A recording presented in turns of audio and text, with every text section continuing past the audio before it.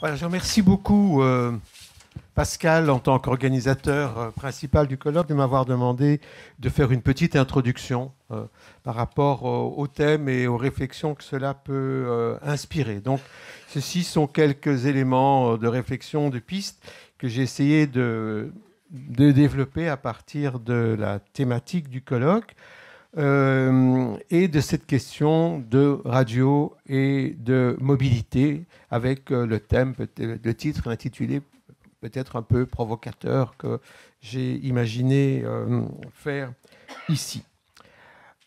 Ce qui m'a inspiré dans cette petite réflexion, c'est une des phrases qui figurait dans l'argumentaire de l'appel à communication qui a été rédigé pour ce colloque et qui disait que, notamment, ce rapport entre radio et mobilité relevait un peu de l'intemporalité parce que la radio, tour à tour, clandestine, pirate, périphérique, transnationale, transportable, adaptée, routière, avait toujours rimé avec mobilité. J'ai essayé de me positionner par rapport à cette question-là, figurant donc dans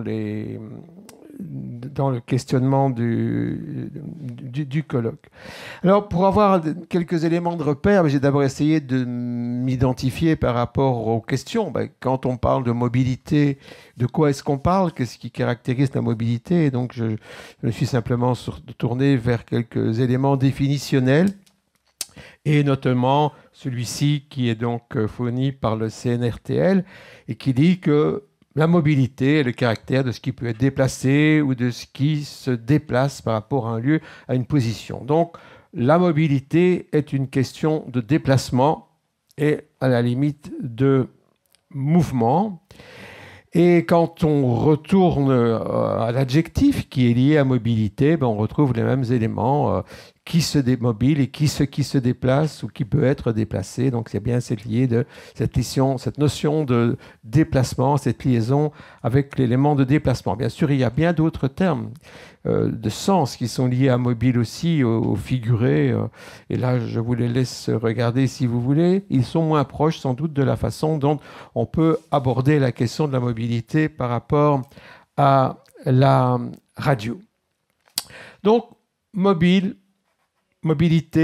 déplacement, autodéplacement ou déplacement qui peut se faire sont des choses qui se retrouvent. Et donc, quand on revient à l'étymologie, derrière mobile, on retrouve mouvoir. Et derrière mouvoir, on va trouver le latin mobilis, qui lui-même provient de movibilis, c'est-à-dire susceptible d'être mu, ce qui n'est pas tout à fait la même chose. Et on pensera donc effectivement, d'un côté, il y a eu meuble, et puis de l'autre côté, il y a mobile, qui sont un peu les deux enfants de la même racine. Alors, ça, c'est pour l'élément mobile, mais finalement, est-il tellement fréquent, cet élément mobile, dans la langue française? Pas tellement. Quand on voit quels sont les éléments qui sont composés à partir de mobile, et notamment où le suffixe mobile est présent dans les expressions langagières en français, il n'y en a pas des grandes quantités. Bien sûr, il y a l'automobile qui est un peu la référence, mais autrement, quand on fait quelques petites recherches, on va trouver des éléments comme immobile, démobili, quelque chose, et on parle parfois de téléphonie mobile, mais c'est un terme qui est très peu utilisé en métropole. On ne va pas parler qu'on utilise son mobile, on dira plutôt qu'on va utiliser son portable, ce qui est une sorte de synonyme, mais sans l'être. Entre mobile et portable, est-on bien dans le même univers ou pas? Et donc, la radio mobile est-elle portable ou la radio portable est-elle mobile? Ce sont deux univers qui se croisent. Et par exemple, même le mot téléphonie mobile est complètement oublié dans certaines zones, comme la région éloignée d'où je viens, où on parle de GSM et pas de téléphonie mobile ou portable, sans doute parce que parfois ça permet de parler dans les deux langues d'un pays où on ne se comprend pas très bien dans une seule langue. Mais j'ai aussi vu qu'à La Réunion, on utilisait aussi le mot GSM, peut-être aussi pour des raisons linguistiques, ça, je n'en sais rien. Alors ça, c'est l'univers francophone de la mobilité, et donc finalement pas tellement développé, pas tellement riche en significations diverses, alors que si on regarde du côté anglo-saxon, le mot mobile s'impose de manière beaucoup plus claire, hein. Le dictionnaire Collins traduit mobile par portable et amovible. Donc, l'élément de portabilité, là, revient bien. Le fait d'être déplacé est lié à cette notion de portabilité, et quand on va voir le dictionnaire de Cambridge, là, on va me dire que c'est lié à ambulant, ce qui n'est pas la même chose, hein, que l'élément de mobilité. Et autre élément intéressant sur la richesse de l'usage du mot, c'est qu'en anglais, plein de mots composés sont utilisés à partir du mot mobile, hein. Ceci, c'est un petit exemple de liste de mots récents qui figurent dans les éditions du Collins. Et donc, accoler mobile à un autre terme est une pratique très récente en anglais, et en langue anglaise existe le mot mobile radio, qui n'existe pas de manière équivalente en langue française. Et c'est un mot relativement récent, parce que donc dans le Collins, il était intégré en 2002. Donc c'est aussi quelque chose qui relève des tendances et des transformations récentes du mobile. Ben, on ne dira pas ça en langue française, on ne parle pas de radio mobile, donc le terme en mobilité permet une adaptation de l'expression, mais sans garder le terme radio mobile. Et peut-être peut-on davantage penser à une expression comme celle alors que la chercheuse Elvina Fresno avait utilisée dans son ouvrage sur les postes à transistors, j'ai oublié de mettre un E dans son nom de famille, je suis désolé, où en fait elle parle de radio nomade. Et donc, le nomadisme est-il associé à la mobilité?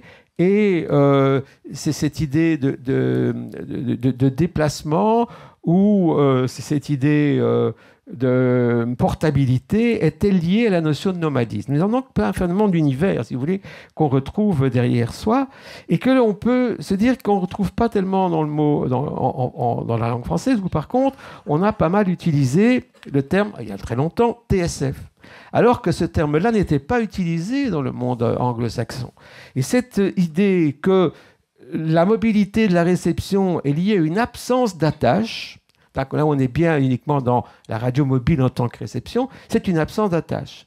L'appropriation du média peut se faire sans qu'il dépende d'un lien avec quelque chose, d'où la référence à la télégraphie. Et le monde anglo-saxon n'a jamais utilisé une abréviation de ce type-là, et les traductions les plus classiques de TSF étaient wireless signal, ce qui n'est pas tout à fait la même chose non plus, parce que là, on est sur le rapport au signal, et on n'est pas sur le rapport à l'appropriation d'objets. Ce sont deux choses qui sont différentes aussi. Quoi qu'il en soit, il y a clairement une mobilité liée à la réception, mais y a-t-il une mobilité liée à la transmission ou liée à la production, qui sont en fait les deux autres domaines dominants quand on s'interroge sur l'univers radiophonique? L'autre question qu'on peut se poser, et c'est un peu celle que j'avais mise au début de mon intitulé, est-ce que la mobilité est l'apanage de la radio? C'est-à-dire que, est-ce que la mobilité relève de l'essence de la radio, ou pourrait-on même dire de la quintessence de la radio? Est-ce que c'est un élément essentiel de la radio, le fait d'être mobile, comme le laissait un peu supposer cette citation que j'ai retirée de l'argumentaire du colloque? Alors, quand on cherche un peu, on ne trouve pas énormément de choses. Bien sûr, on tombe toujours sur l'inévitable Bertolt Brecht. On ne peut pas faire autrement, hein, qui a parlé de ce qui était l'essentiel de la radio. Mais Brecht vous dit que la quintessence de la radio, ce sont les auditeurs qui deviennent les émetteurs, hein. Alors, c'est une quintessence de la radio, mais qui n'a pas un lien avec la mobilité. C'est une quintessence différente, hein. C'est ce qu'il développe dans son fameux texte sur la théorie de la radio, publié sur le cinéma. Si on va voir une chercheuse française, beaucoup plus proche, Cécile Méadel, elle va vous dire que la forme contemporaine et spécifique de la radio ne renvoie pas à une essence de la radio. Mais ah oui, il manque un petit bout de la citation, je suis désolé. Elle établit l'accomplissement actuel, l'état des forces en présence, sans cesse remodelé, transformant à chaque mouvement la radio. Donc là, elle n'a pas l'air de dire qu'il y a une véritable essence à la radio. Ça, c'est la même chose J'ai toujours mis des petits sous-titres parce que voilà, nous sommes comme dans un colloque international. Alors, si on cherche encore plus loin, on va trouver d'autres citations. Par exemple, dans un texte de Saint-Aune, un auteur lié à Saint-Aune dit que l'essence de la radio, c'est la proximité, le partage et l'interactivité. Une étude faite par l'agence publicitaire IP en Belgique disait que c'est les mots qui sont l'essence de la radio. Je vous passerai Pierre Bellemare, qui lui estime que c'est raconter des histoires. Ou je vais aller jusqu'à Monsieur Guimier, à l'époque il était à France Info, qui disait que la quintessence de la radio du futur, c'est d'être au plus près du public et interagir directement avec lui. Bref, voilà quelques univers qui indiquent que la quintessence n'est peut-être pas du côté de la mobilité et qui sont un peu confortés par les réflexions qui ont été développées par Pierre Bélanger. Alors, il a participé notamment à un colloque à Montréal au début des années 2000 sur justement la radio en convergence, dans lequel il a dit que ce n'est pas parce que la programmation radio ou une partie de celle-ci se retrouve aujourd'hui sur Internet ou sur d'autres plateformes numériques que disparaît d'un coup tout ce qui constituait hier l'essence de la radio dans sa forme traditionnelle. Et dans un ouvrage en open audition qu'il a publié plus tard, le même Pierre Bélanger nous donne là pour lui ce qui constitue les deux éléments qui sont l'essence de la radio, un sur le fond, un sur la forme. L'essence de la radio sur le fond, pour Pierre Bélanger, homme de radio, est que la radio est une présence sonore. Et donc, la coexistence auprès de moi d'un autre être humain avec lequel je partage l'instant présent. La radio est à la fois cette humanité, cette immédiateté. La radio, c'est le lien sonore entre l'autre et moi au même moment. Et le vecteur de cette expérience, c'est le son. Et ce son, c'est d'abord la voix. Sur le fond, la radio, c'est le son. Et toujours selon Pierre Bélanger, sur la forme, l'essence de la forme de la radio, c'est l'absence d'image. La force de la radio, pouvoir communiquer en ne mobilisant pas l'œil. Tout ça m'amène à dire que finalement, est-ce que la mobilité est bien au cœur de l'ontologie radiophonique? Peut-être est-ce un élément de l'univers radio, mais peut-être pas un élément de l'essence radiophonique. Cette mobilité, peut-on la trouver du côté de la diffusion? A priori pas. Quand on voit les structures avec lesquelles on peut diffuser en radio, les infrastructures qu'on doit utiliser pour transmettre un signal radiophonique, on ne peut pas vraiment parler de mobilité, en tout cas a priori, que ce soit les grands émetteurs classiques ou les émetteurs utilisés par les radios FM. On n'est pas dans de la légèreté aisément déplaçable. Oui, mais il ne faut pas oublier que, oui, la transmission de radio, c'est aussi faite sur des tas de lieux déplaçables. Et qu'une partie de la radio pirate, c'est bien déterminé par sa capacité de se déplacer et de ne pas être ancrée dans un seul univers. Oui, mais la radio libre, qui au début était pirate, utilisait des émetteurs qui étaient d'une miniaturisation telle qu'ils se déplaçaient quand on veut. À titre personnel, j'ai vécu, à la fin des années 70, le lancement d'une radio qui était à l'époque une radio pirate et dont l'émetteur se déplaçait afin d'éviter qu'il y ait un éventuel contrôle du lieu d'émission. Et lorsqu'on voit les actuels émetteurs numériques, ils sont toujours potentiellement de très faibles dimensions. Il y a même des modèles actuellement qui vous apprennent comment construire des radios pirates sur base de toutes petites infrastructures tout à fait légèrement transportables. Ce qui est un paradoxe, alors que les nouvelles méthodologies que l'on convoque pour diffuser la radio en DAB+, impliquent le regroupement des radios sur des structures collégiales afin de partager des multiplexes. Alors que naturellement, la radio numérique pourrait tout aussi bien être légère, transportable et mobile, alors que le discours officiel va dans le sens contraire. La mobilité de la production de la radio, évidemment, elle existe, mais elle est liée au développement de la mobilité de la captation du sonore. Je ne vais pas m'attarder là-dessus. Je vais donc, par contre, m'arrêter un peu plus sur cette fameuse mobilité de la réception, dont j'ai déjà un peu parlé auparavant. Alors, elle aussi, elle ne paraît pas aussi évidente que ça, ou en tout cas, acquise dès le début de l'histoire de la radio, vu qu'on a tous en tête ces images classiques du poste de radio immobile dans l'univers des gens. Et si le président Roosevelt faisait des causeries au coin du feu le samedi après-midi, c'est bien parce qu'il savait que les gens étaient autour du poste de radio et qu'ils n'étaient pas en train de se balader n'importe où. Donc, le meuble poste de radio, c'est l'antithèse de la mobilité. D'accord, c'est une époque et cette époque a disparu. On a oublié cet univers-là. Et aujourd'hui, depuis lors, la miniaturisation a transformé la radio en recourant notamment aux appuis de la transistorisation qui, selon pas mal d'analyses, d'études, de publications, a permis à la radio d'éviter le désastre. La radio eût-elle disparu sans l'existence du transistor? C'est en tout cas une hypothèse qui est assez largement évoquée par les historiens de la radio, que je ne suis pas, nous avons des historiens de la radio ici, mais pas mal d'études semblent confirmer la chose. Est-ce pour autant vrai que c'est par le transistor que la radio s'est miniaturisée? Ben non. Dès le début, la radio était miniature et transportable. Un poste à galène, ça se transporte partout. Les premiers postes étaient aisément transportables et l'écoute de la radio se faisait par casque aux quatre coins des périodes de vacances. On retrouve même des publicités particulièrement sympathiques qui montrent qu'on peut transporter trop de postes de radio quand on prend le train et que les postes de radio légers, mobiles, ambulants, c'est quelque chose qui n'est pas lié à l'invention du transistor. Le souci de portabilité de la radio est en fait quelque chose de très ancien.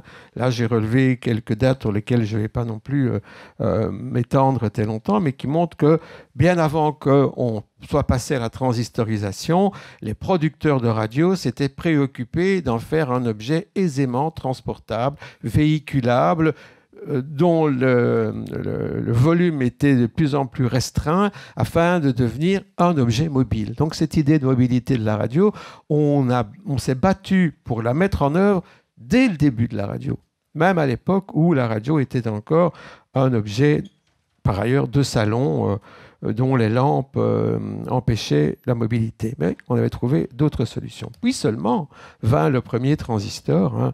Le transistor est inventé en 1950. La première radio transistor, la Regency Tier 1 en 1954. Et la première autoradio à transistor l'année suivante. La mobilité de la radio est-elle cependant essentiellement liés aux récepteurs? Les récepteurs peuvent-ils concrétiser et permettre la mobilité de la radio, ou est-ce que cette mobilité n'est pas seulement liée aux récepteurs, la possibilité de pouvoir déplacer partout son mode de réception de la radio, mais aussi liée au mode de diffusion de la radio elle-même? Parce qu'en fait, même si on a un petit récepteur aisément utilisable sous une forme ou une autre, la mobilité de la radio relève aussi de la possibilité de l'écouter partout sans entrave et de recevoir des signaux radiophoniques qui proviennent d'univers les plus variés possibles. On pense par exemple aux zones de diffusion de la radio périphérique, Radio Luxembourg, dont une bonne partie de l'auditorat pendant très longtemps s'est trouvée en Grande-Bretagne, qui n'est pas nécessairement située dans les frontières du Grand-Duché du Luxembourg. Qu'on pense à toutes les radios internationales, les radios de propagande, dont le but était bien de dépasser l'univers du lieu de leur diffusion pour aller s'adresser à un public se trouvant dans un univers totalement étranger à celui de l'endroit où le média était produit. Ça, c'est aussi une manifestation de la mobilité. Et à ce propos, je voudrais dire quelques mots d'une histoire vraie de mobilité radiophonique qui est aussi une histoire belge. Et donc, je me permettrai de la raconter une fois. Il se fait que, récemment, j'ai eu à faire un petit parcours sur le territoire de mon petit pays, parce que c'était l'époque où on rend visite à ceux qui nous ont quittés avant nous, et que à cette occasion, même si le pays est petit, je me suis rendu dans 2 lieux différents du pays et que j'ai fait une boucle en un jour de environ 275 km, ce jour étant le jour de la Toussaint. Et donc, étant seul dans mon véhicule, forcément, j'ai essayé d'occuper un peu mon temps de manière plus ou moins intelligente et cherchant sur la radio de la voiture, étant dans le lieu de mobilité, qui est une voiture, cherchant une réception mobile de la radio, j'ai été rapidement amené à constater que les offres des radios classiques que me proposait mon véhicule étaient peu intéressante, et donc je me suis rappliqué sur les radios en ondes moyennes que l'on peut également recevoir avec son récepteur de radio mobile. Mais là aussi, pour l'instant, force est de constater qu'on ne peut que déchanter parce que tout comme on va rendre hommage aux morts le 1er novembre, on pourrait également rendre hommage aux décédés de la radio en ondes moyennes qui, ces dernières années, dans le monde francophone, sont quand même particulièrement importants. France Info a arrêté les ondes moyennes en janvier 2016, France Bleu à la même époque, France Inter 1 an plus tard, et en Belgique, les 2 premières radios publiques ont arrêté leur transmission en ondes moyennes au début de cette année-ci. Et donc, il y a toujours en grandes ondes moyennes, une série d'opérateurs que l'on peut capter, mais ceux-ci sont de moins en moins nombreux. Et donc, il est loin le temps où, en fait, on pouvait identifier les stations que l'on allait écouter à partir de leur localisation d'émission. Et donc, c'est très intéressant cet élément, parce que finalement, pourquoi les récepteurs radiophoniques comprenaient-ils ces magnifiques cadrans? Parce qu'ils disaient à l'auditeur, se trouvant tout à fait ailleurs, c'est de là que vous allez pouvoir entendre un signal. La mobilité était celle de la distance entre le lieu d'émission et le lieu de diffusion, et cette mobilité était à peu près universelle. On pouvait, de très loin, capter le signal radiophonique venant d'un univers beaucoup plus lointain que le sien. Fort de cette idée, je me dis, je vais essayer d'écouter cette station qui diffuse toujours en ondes longues. Et cette station étant présélectionnée sur mon autoradio, j'appuie sur la présélection et silence. Le 1er novembre, transmission en ondes longues de Europe 1, rien. 2 novembre, transmission en ondes longues d'Europe 1, rien. Donc, hypothèse, Europe 1, du jour au lendemain, a fait la même chose que France Inter, France Info ou d'autres radios. On a débranché la prise. En cherchant beaucoup, en écrivant moi-même au service des auditeurs d'Europe 1, il apparaît qu'en fait, les choses sont un peu plus nuancées que ça. Il y avait quelques entretiens à faire à l'émetteur ondes longues d'Europe 1, qui, comme tout le monde le sait, se trouve en Sarre. Et à cette occasion, ils ont décidé de tester pour voir s'il y aurait une réactivité d'une partie du public sur la disparition de la transmission en ondes longues. Mais pour tester ça, ils l'ont fait sans avertissement. En 2014 déjà, et précédemment aussi, Europe 1 avait débranché son émetteur, mais en prévenant bien à l'avance ses auditeurs pour leur dire que, voilà, pour des raisons techniques, la transmission ondes longues n'existerait plus pendant un jour ou deux. Ici, ça s'est fait sans préavis et sans aucune manifestation sur quelque support, notamment numérique que ce soit, que la coupure allait être faite. Et donc, c'est très significatif d'une évolution de la radio qui est de se dire, eh bien, finalement, que ce soit par la grâce à ou par la FM analogique ou par là ou grâce au DAB+, c'est plus le cadran radiophonique qui vous montre le monde que l'on vous amène à pouvoir consulter. Non, c'est le cadran radiophonique qui se trouve en gros dans un rayon de 100 km par rapport à l'endroit où vous vous trouvez lorsque vous écoutez la radio. Donc, j'ai imaginé qu'aujourd'hui, on pourrait remplacer ce cadran qui se trouvait sur les postes de radio en Belgique par le cadran de gauche et dans le nord de la France par le cadran de droite. C'est-à-dire que, en gros, on pourrait avoir sur la zone où on se trouve, Saint-Quentin, Lille, Aulnoy, Arras, Villeneuve-Ligard, Roubaix, point final. Pas au-delà, ou à peu près pas. Parce que ça, c'est ce qu'on peut recevoir autour de soi et qui évite évidemment le dramatique passage des frontières. L'évolution technologique, finalement, a rétabli des frontières dans la transmission radiophonique. Chacun s'est réapproprié la propriété de son mode de diffusion radiophonique avec interdiction de transgresser la frontière et d'aller au-delà. L'AFM a fortement réduit les zones de diffusion radiophonique et alors le DAB+, n'en parlons pas. Cet petit exemple sur la carte de la diffusion DAB+, en Allemagne est particulièrement explicite. Les zones de débordement transfrontalier deviennent ridicules. Ce sont les petites zones en bleu clair au bord de la carte. Le reste, dans les autres, donc on a toute petite marge sur les Pays-Bas, l'Alsace-Lorraine, voilà, où on a encore une petite présence des radios diffusant en DAB+. Le jour où il n'y aura que le DAB+, eh bien, chacun redeviendra maître chez soi. Et cela se manifeste non seulement dans les grands pays, mais aussi dans mon petit pays d'origine, où là, c'est pas qu'il y a une couverture nationale, mais une couverture nationale ou régionale des choses. Avec une diffusion selon des moyens classiques, normalement, on peut plus ou moins capter les radios francophones dans le nord du pays et les radios néerlandophones dans le sud du pays. Pas tout à fait de manière complète, hein, et la FM a déjà réduit ça, et le fait que notamment du côté francophone on ait coupé les émetteurs en ondes moyennes fait qu'un francophone belge qui va en vacances à la côte belge, pour la côte flamande donc maintenant, eh bien il peut plus aisément entendre une radio francophone. Mais le DAB+ augmente ça, évidemment. Parce que, par exemple, la carte du dessus vous le montre, la transmission, les zones de couverture DAB+, c'est essentiellement la région liée à l'origine de la diffusion. Les débordements transrégionaux sont terriblement réduits.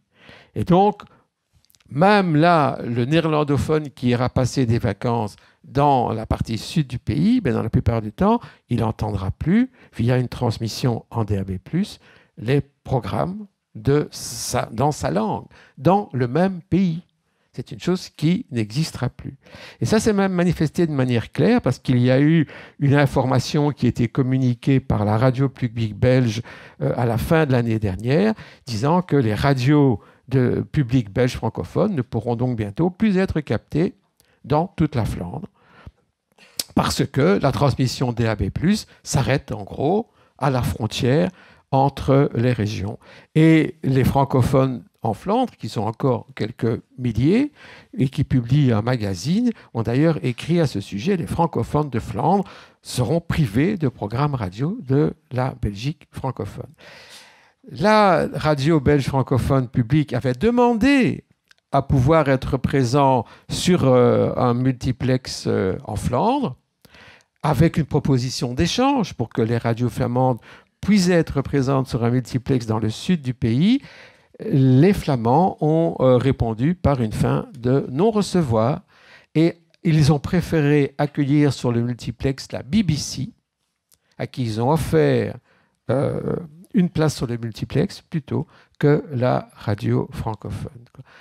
D'où, il y a peu de temps, la radio publique francophone a acheté, enfin a loué à ses propres frais un espace sur le multiplex en Flandre pour faire une sorte de patchwork de sa diffusion. Donc, la personne qui écoute ça en Flandre, à un moment donné, il a une station de radio publique, à un moment donné, une autre, à un moment donné, une troisième, et bon, au cours de la journée, il a un peu de tout en français, mais évidemment, par rapport à la logique de ce qu'est une programmation radio, on est tout à fait à côté de la plaque, et ça a été payé, parce qu'il n'y a pas eu de possibilité de trouver un accord politique là-dessus.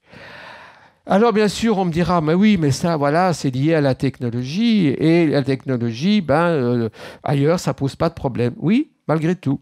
Il m'arrive pour l'instant de beaucoup parcourir les zones rurales de la France profonde. Et je suis toujours sidéré par voir la pauvreté du spectre radiophonique dans ces régions. Qui est-ce qu'on entend par réception radio classique dans les campagnes françaises, les radios publiques? Alors oui, tout le monde peut écouter France Culture, tout le monde peut écouter France Musique, tout le monde peut écouter France Inter en FM, mais à part ça, l'offre radiophonique est quasiment inexistante. La seule radio que vous trouvez de manière plus ou moins récurrente, c'est RCF. Ça, c'est une radio rurale qu'on entend partout. Mais à part ça, l'offre radiophonique est très faible. Et qu'est-ce qui permet de diversifier cette offre radiophonique? C'est d'aller chercher le signal ailleurs. D'abord que sur la bande FM, et maintenant, plus tard, que sur le DAB+. Alors on me répondra, comme cet exemple le dit, oui, mais regardez, au moment où France Inter a coupé sa transmission en grandes ondes, ça n'a rien changé à son audience. La preuve, le pic d'audience en audience cumulée de France Inter, il s'est passé après. Il n'y a jamais eu autant d'auditeurs sur France Inter qu'après le moment où ils avaient coupé la transmission en grandes ondes. Oui, mais France Inter a un réseau d'émetteurs particulièrement maillé dans l'ensemble du territoire, alors que la plupart des autres radios de petite ou de grande taille ne disposent pas du tout de la même offre. On a donc vu, après l'arrêt des transmissions en ondes longues de France Inter, se créer un peu de mobilisation, mais il faut bien dire que celle-ci a peu de chances de fonctionner, vu que l'idée, c'est de rentabiliser au maximum en baissant les coûts, et que donc la transmission via les plateformes numériques semble plus confortable pour ça, d'autant qu'on mutualise les coûts, que d'avoir ses propres émetteurs. Alors, la solution peut bien passer. On me dira, ah oui, mais ça, c'est quand on utilise les ondes, monsieur. Mais vous êtes de quelle époque? On voit bien que vous avez des cheveux blancs. Aujourd'hui, on n'est plus... Si, sauf que le DAB+, c'est quand même... on dit, le discours, c'est que le DAB+, c'est le sauvetage de la radio. Mais est-ce que c'est pas la radio IP qui peut essayer de résoudre les problèmes? Parce qu'en fait, elle peut toujours transgresser les ondes normalement. Hein. Et sur mon autoradio, si j'avais branché un adaptateur entre mon téléphone et mon autoradio, grâce au réseau de mon ordinateur, j'aurais pu écouter des radios IP que je ne peux pas écouter par transmission FM. On arrive aussi à imaginer qu'il y ait des applications qui soient directement liées aux radios et qui permettent de jouer le rôle d'un récepteur de radio IP. Donc peut-être, effectivement, la réponse à cette mobilité disparaissante de la radio est-elle le glissement vers la radio IP? Oui, bien sûr, seul l'IP peut transgresser les frontières. Mais l'actualité récente vient de nous rappeler que en Russie, Internet avait été nationalisé, et que, comme le disait France Culture, la liberté est au pied du mur. Comme nous disait Le Monde, Internet a été coupé en Iran avec un niveau de sophistication et de blocage jamais atteint, qu'une loi sur le contrôle d'Internet entre en vigueur en Russie. Donc oui, l'IP peut transgresser les frontières, mais tant qu'on le laissera faire. Et donc, l'autonomie de l'IP est aussi, à la limite, relative, parce que c'est également un mode de contrôle centralisé de la diffusion et pas un mode en dispersion, qui était en fait le modèle de base, notamment de la radio libre et des premières radios FM. Dès lors, la radio a toujours rimé avec mobilité, a-t-on annoncé au début de ce colloque. Sans doute est-ce vrai, mais la radio rimera-t-elle toujours avec mobilité? Ça, je crois que la question peut encore être posée. Voilà, c'était quelques mots d'introduction pour répondre à la demande de Pascal que je vais faire ici.